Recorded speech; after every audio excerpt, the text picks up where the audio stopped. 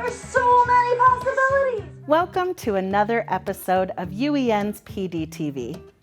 In our last episode, we traveled to Provost Elementary in Provo to meet 5th grade teacher Mary Wade.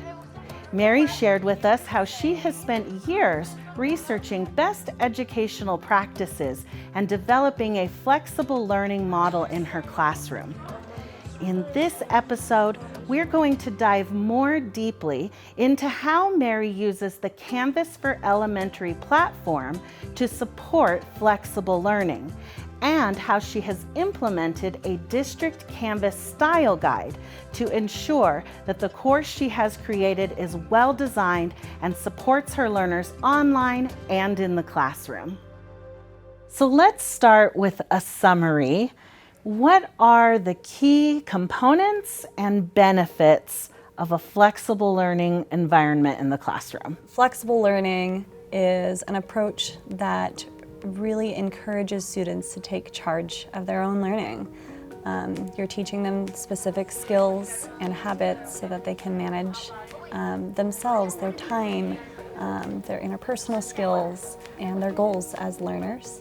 And I've loved so many things about it, but one of the things I've loved most is that it allows me to build relationships with the students in ways that I hadn't planned on or expected, because I really do become more of their coach. But they call on me and they make those choices to utilize me as their teacher and coach. And that really bolsters relationship building like nothing else I've seen. We talked a little bit about a variety of tools that help you do this, but let's dive a little more deeply into Canvas. Specifically, you're using the Canvas for Elementary version of the platform. How does Canvas support you in this flexible learning environment? Yeah, so Canvas really promotes that autonomy as it provides a landing page that's consistent for our students. And they can always access the material at their pace. The homepage always has those co-constructed should-dos and aspire-to-dos that we came up with at the beginning of the week, so they know they can always double-check that list there. And then I have a course for each subject of our must-dos that's organized by unit. And each of those lessons has a link to Paradex slides or other resources. And there's usually an independent assignment on IXL as well. And Canvas is reminding them of all of those things so that they can self-pace that. So in Provo School District, you have a district style guide that helps you to understand some best practices for utilizing a learning management system. How has that influenced your Canvas use? What are some of the components in that style guide? Yeah, as I've learned more about that style guide, that's when I really learned, like, hey, I can use these announcements and have this be a clearer landing page that the kids are then more consistently familiar with because it builds from year to year. And, setting up those different courses so that they are more eye-catching for the students as well. And again, consistent has been really helpful as well. I didn't know I could change the colors or the banners for the different courses and things like that as well. Having emojis to help guide them through different tasks and functions is also really powerful for them as well. It's been really helpful for the students to have that consistent.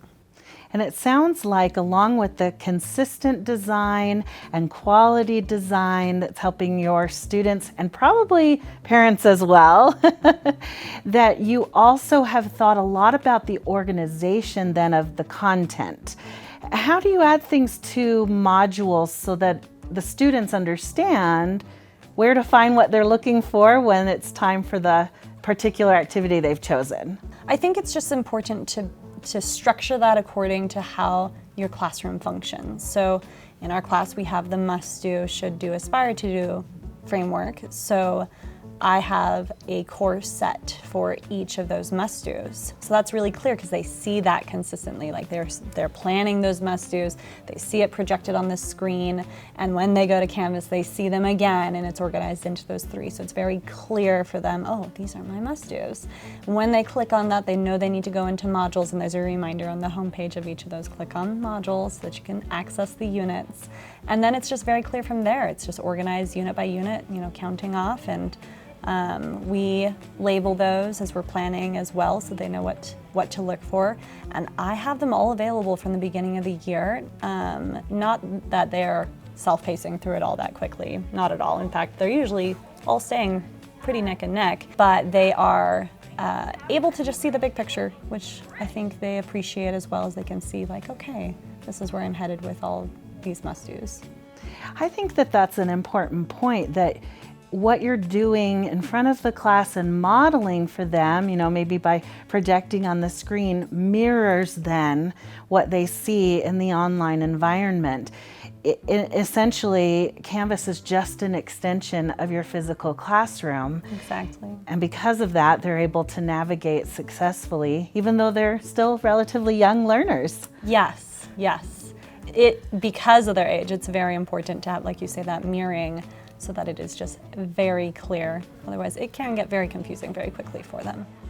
Was it a struggle developing the contents? Because you said you try to have those must-dos set up for the year, and I think maybe sometimes our teacher brains go, that's a lot. What was your process in building this up?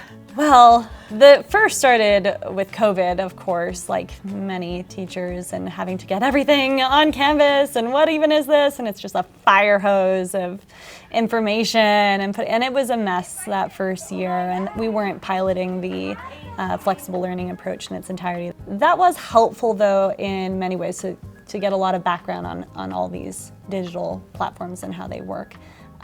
It was overwhelming at first, though, to know, what's the difference between a page and an assignment and a module and all the different things. And just learning the language to begin with was difficult. As I started to get my feet under me, more of like, no, I want to pilot this flexible learning approach that we've been talking about for a long time, I was able to reach back for those frameworks, looking through all those resources that I've talked about, and asking other teachers around the world how they set up those frameworks, and then being able to match that into my Canvas organization.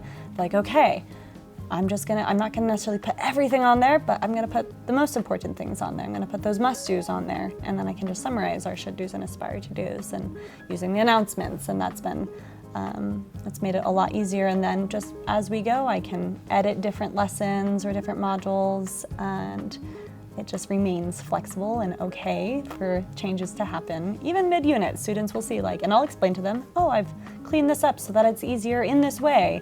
Do you like this? Does this work for you? And we just have ongoing conversations about it as well.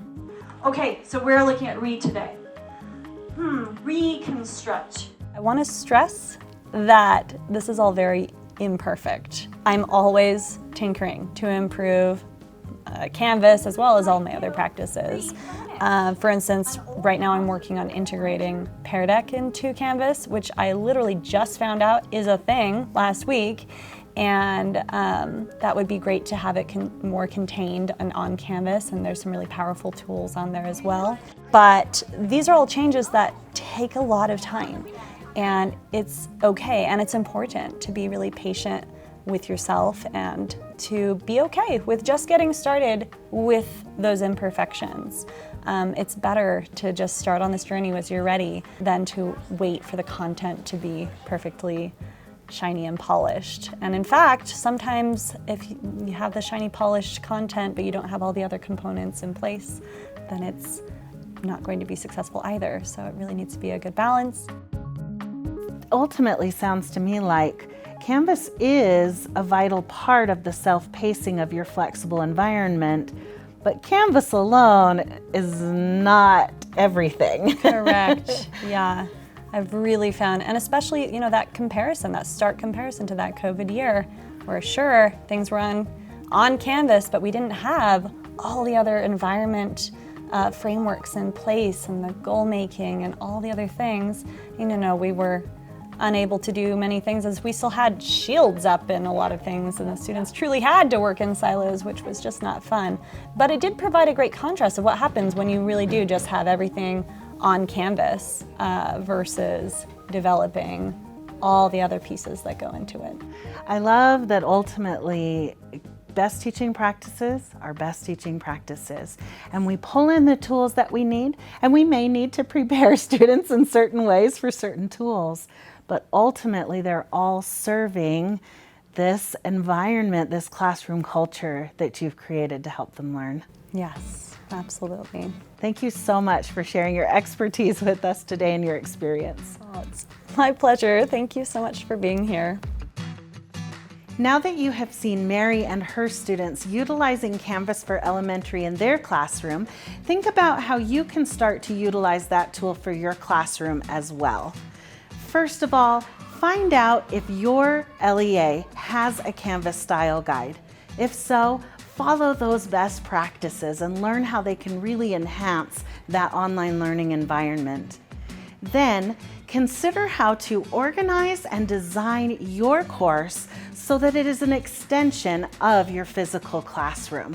What are best design principles? How can you really make the course visual and engaging?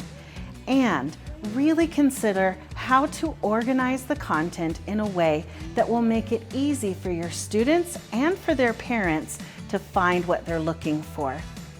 In Canvas for Elementary specifically, consider how you can utilize announcements on your homepage. How can you provide important information and links? In each individual subject, how can you utilize the subject page and the subject announcements to help students know what they should be accomplishing with their self-directed learning? Also carefully consider how you organize modules.